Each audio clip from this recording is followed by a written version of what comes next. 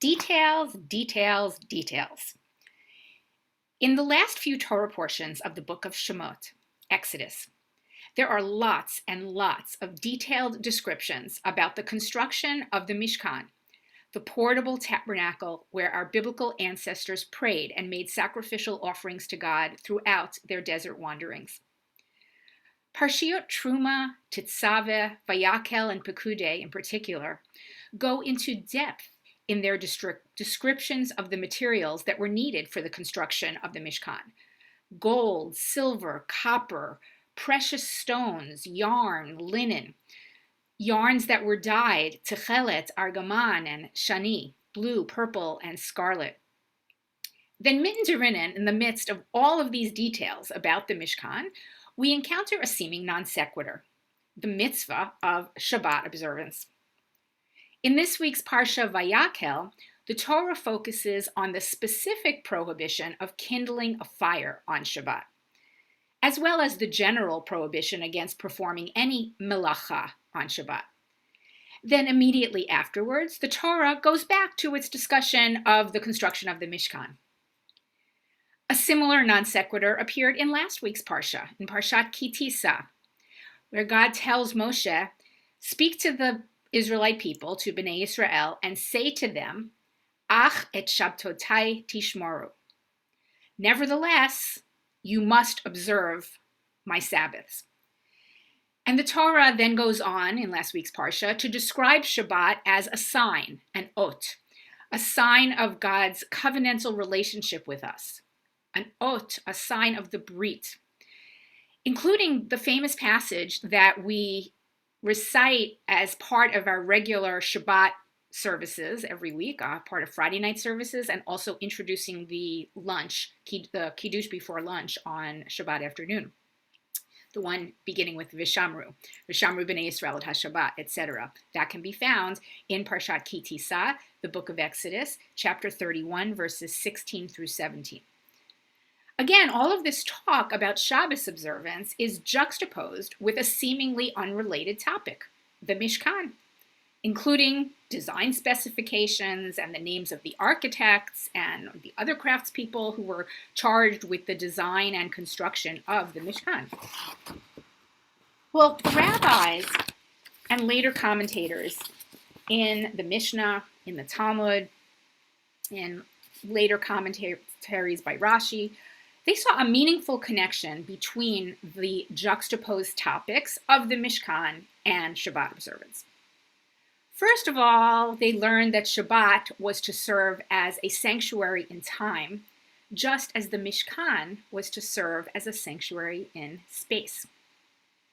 Secondly, they learned that even though the construction of the Mishkan was critically important, all work on the Mishkan had to stop, had to come to a complete halt during Shabbat. And finally, what the rabbis learned from the juxtaposition of the section about the Mishkan and the sections about Shabbat observance, they learned that those creative activities that were used in the preparation, construction, and transport of the Mishkan are the basis of the Shabbat prohibitions.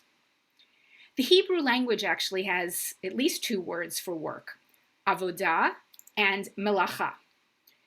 Avodah is a general term meaning work. It also means service.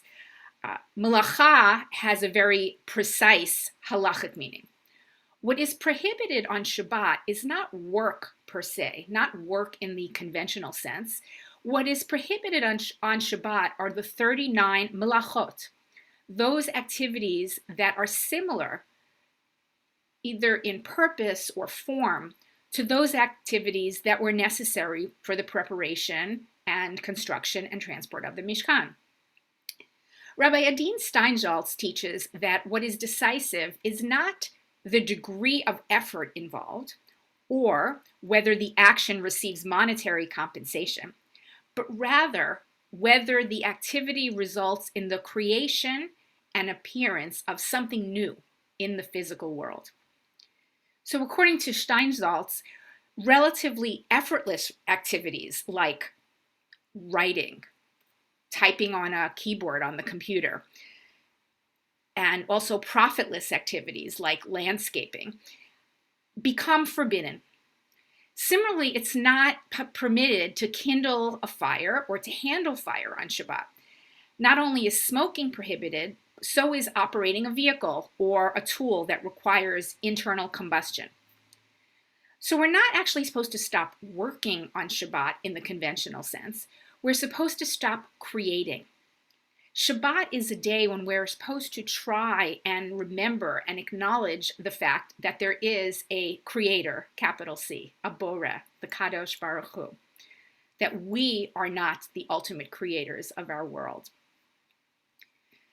As an aside, in Parashat VaYakhel, the rabbis pick a particular pasuk, a specific verse. It's chapter 35, verse 1. They focus on the words ve'ele hadvarim.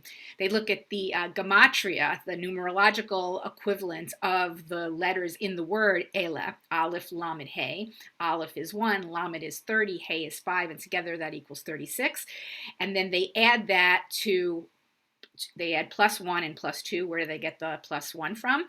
Ha Dvarim. Ha it's referring to something specific, a specific malacha, perhaps the one that is in Parashat VaYakhel about the burning of kindling a fire. And then Dvarim, the word Dvarim is the plural of the word Dvar. And the minimum you can have for a plural is 2. So 36 plus 1 plus 2 equals 39. And from there, this is a nice asmachta, a nice biblical proof text to bolster this tradition that the rabbis knew existed about having 39 categories of prohibited creative activity on Shabbat, Melachot machshevet. And there are many examples of these 39 Melachot, everything from, I'll give you the first one is zorea, which means literally is to plant seeds, to sow seeds in the ground. But an extension of that malacha, one of the prohibitions on Shabbat is to do any kind of landscaping, gardening, putting flowers in water, anything that furthers the growth of a living plant. That would be something that would be considered in violation of Shabbat because it stems from the malacha of zorea. The last of the 39 malachot is hotza'ah mireshut lereshut, which means taking something out of one domain and bringing it into another domain. And this is the overall category, the prohibition against carrying on Shabbat.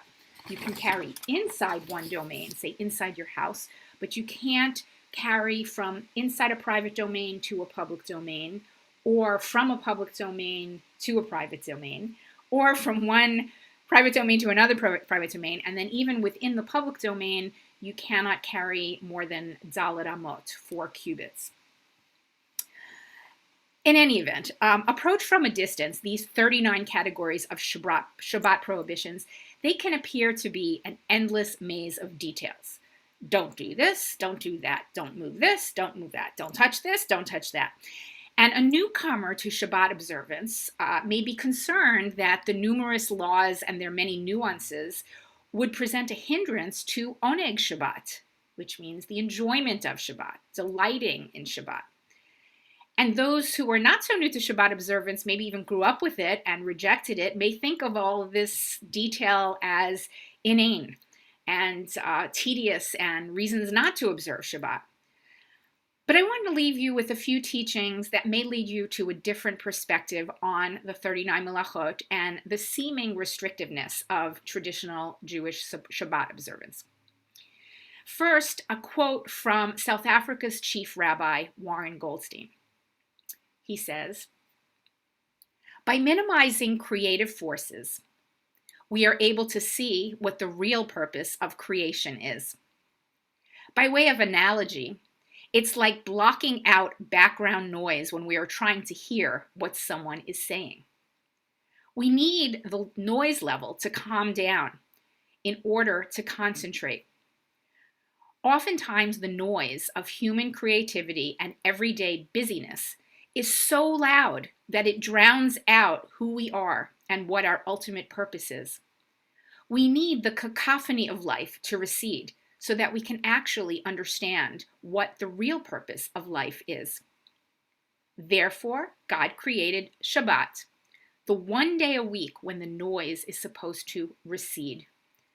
God stopped creating on the seventh day, and we too cease from creating on the seventh day. Hence, we refrain from doing malacha, the 39 categories of work forbidden on Shabbat. Malacha is about human creativity dominating nature. On Shabbat, all of that recedes. The world goes quiet, and once the noise and distraction are gone, the hidden spiritual reality of the world may be heard. And here's another quote, this one from a cookbook entitled Spice and Spirit, the Complete Kosher Jewish Cookbook. The unique way in which we pursue ordinary activities on Shabbat actually serves as a constant reminder of the special nature of this day. Refraining from so many of the activities that we take for granted during the week heightens our awareness that Shabbat is different from the other days of the week and creates a whole new frame of mind for Shabbat. And then finally, I want to share with you a blog posting. It was on a website by a man named Philip Kaus from Seattle, who is on the path to becoming more Shabbat observant. And he writes, "While I am still far from where I hope to be in being Shomer Shabbos, I have found the restrictions liberating. The discipline has helped me train my mind that there is one day I need not worry about bills and other stressors in my life. Not even having to turn on light switches or use other technology has come to be very liberating. The more faithful I am in keeping Shabbat, the more I value it and look forward to it. After all, how many people in our society look forward to a major holiday each and every week?" Ken Yehi Ratzon. Shabbat Shalom.